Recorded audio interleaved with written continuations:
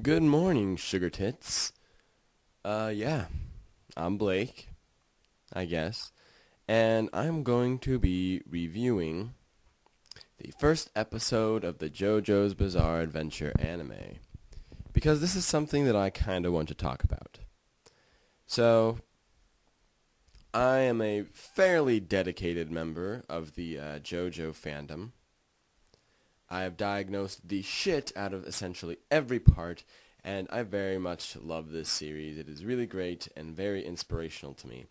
So I think I am at least moderately qualified to actually state my opinion on this. I'll be reviewing it sort of both ways, both compared to the manga of Phantom Blood, because it is the Phantom Blood anime, and also as just an anime in general. So the episode starts off with George Joestar's carriage topples over, and Dario Brando loots of him of his possessions, and he is just like, "Oh, thank you for saving me, good sir. I'll do anything for you because you tended to me," when he really didn't. So, okay, that's hip. That's really cool, Mr. Joestar. That's probably a bad idea for the future. But whatever. So anyway, years pass, and it turns out that George Joestar had a son named Jonathan. Do not call him Johnny, or do not call him John, because technically we already have characters for that, but whatever. So Jonathan is just, having a happy life. He has a dog. He doesn't really have very many friends because, well, he just doesn't. He gets pushed around very easily, all typical stuff. And then one day, Dio Brando, the son of Dario Brando, comes up into his life saying, "Oh, my father died, I gotta live with you." But it turns out that Dio is actually the worst person in the world, because guess what? He's just in it to take the fortune of the Joestars.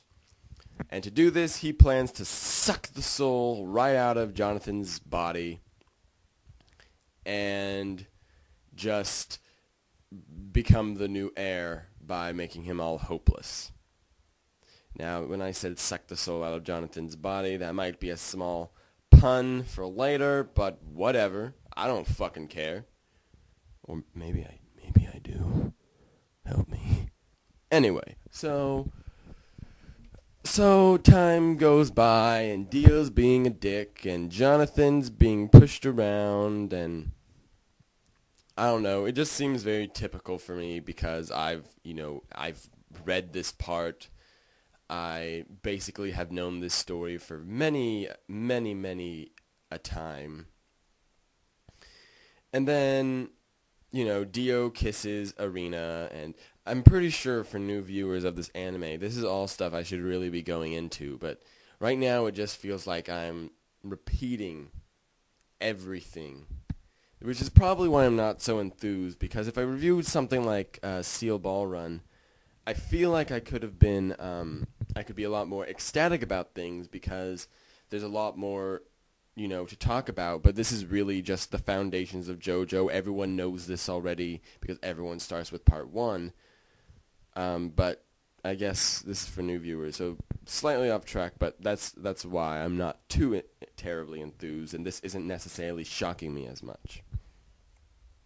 So where was I? Oh yeah, Dio kisses. This is not fucking Zelda. Kisses Arena, and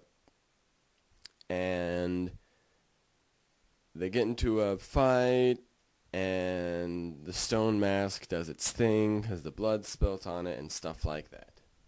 Okay, so as an anime, this it's a very different sort of realization when it comes for an anime, because it's very different from what we have nowadays. Things are very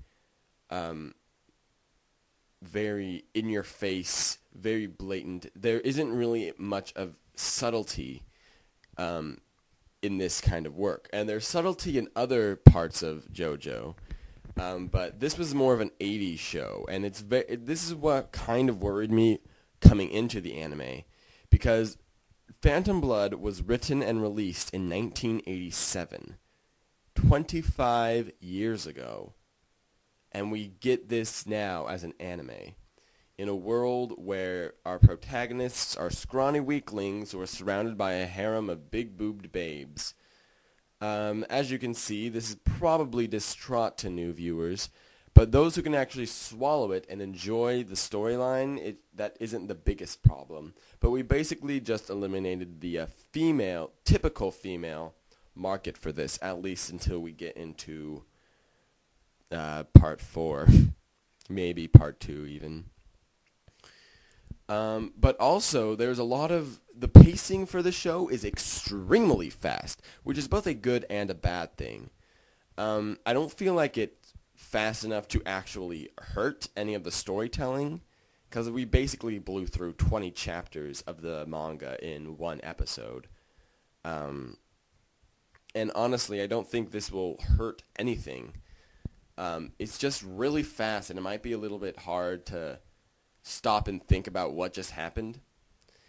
And the colorization is really good. I really like it because it's very abstract and it's really fresh and nice. But some people might not really understand it. They might just be, why are the colors changing?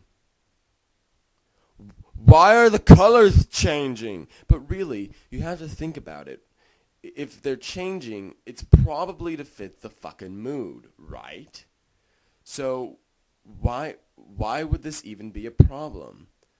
I mean, other shows have done that. Madoka has done that. But I'm pretty sure that if you're a fan of Madoka, you're probably going to appreciate some of the artistic choices for this anime adaptation.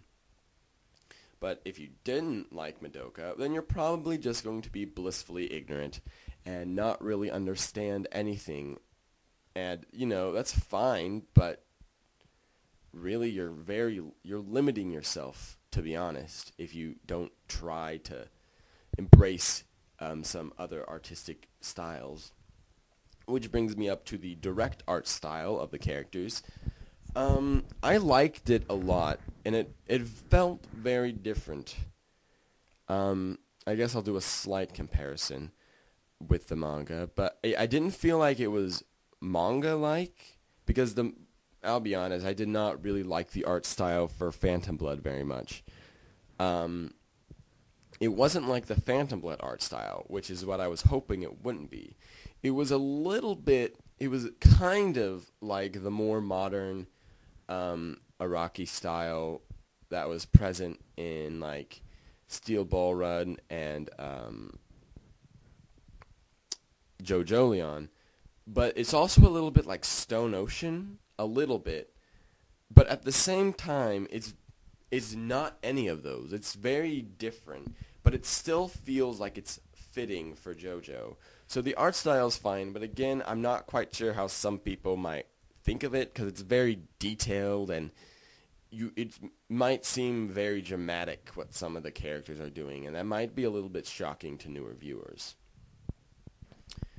Okay, so as a new anime, I'd say that JoJo is a very shonen sort of piece. It's a very original shonen. It's very different from anything we've seen so far, at least to this point in the story.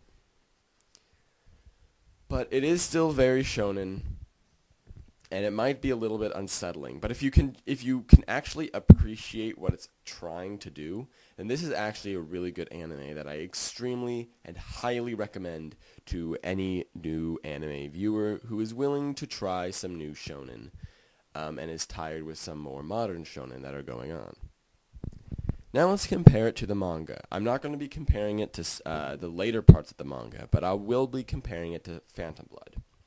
Now, I do not hate Phantom Blood, but the Phantom Blood manga is probably my least favorite of all the JoJos. And that makes me sound like a big asshole because it was the first story, but that's the reason I dislike it the most. It's not that I hate it at all. It's just that I felt Araki just got better over time. and Phantom Blood was a stepping stone. It was where he basically started and like started working up characters, and it was still good, but I felt more or less it was a stepping stone. So the only reason I dislike it is because I like the others better. So the anime, what I really liked about it is that it really gave me a new perspective on Phantom Blood. Phantom Blood to me was very bland, just because it didn't have all this interesting things going on.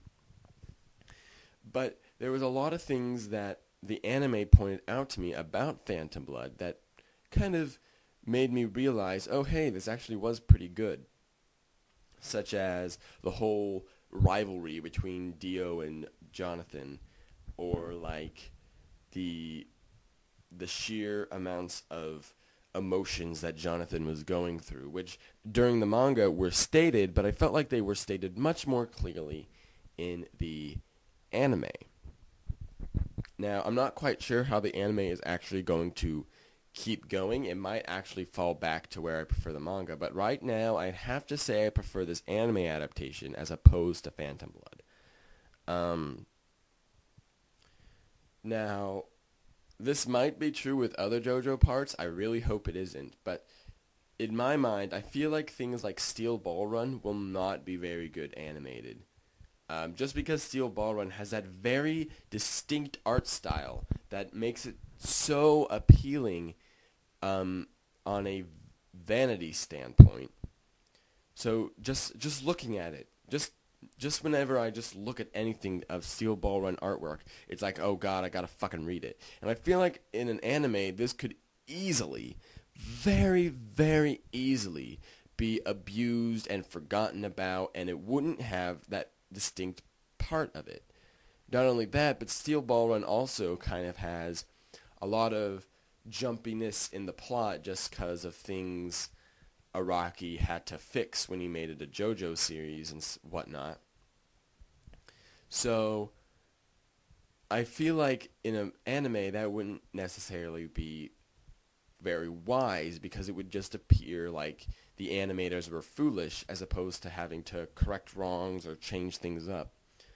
So just for future sense, Steel Ball Run I would not like to see an anime of, just because I feel like it would ruin it. Phantom Blood, however, is very good because it's very shonen, it's very nice and well done, and I really do enjoy this Phantom Blood anime. I would also like to see a Battle Tendency anime, which we might get considering that we blew through so much in just the first episode of this, and it's a 26 episode series. So we're pretty much, I'm not going to say we're guaranteed, but it's very strong that we will get a Battle Tendency anime sometime, which is exciting. And that's also good anime, but for right now, I prefer the anime version of Phantom Blood to the manga version. And that is what my thoughts on the first episode of JoJo's Bizarre Adventure, Phantom Blood, is, and I hope you enjoyed it. Well, it's been fun, but now it's time to go. Bye!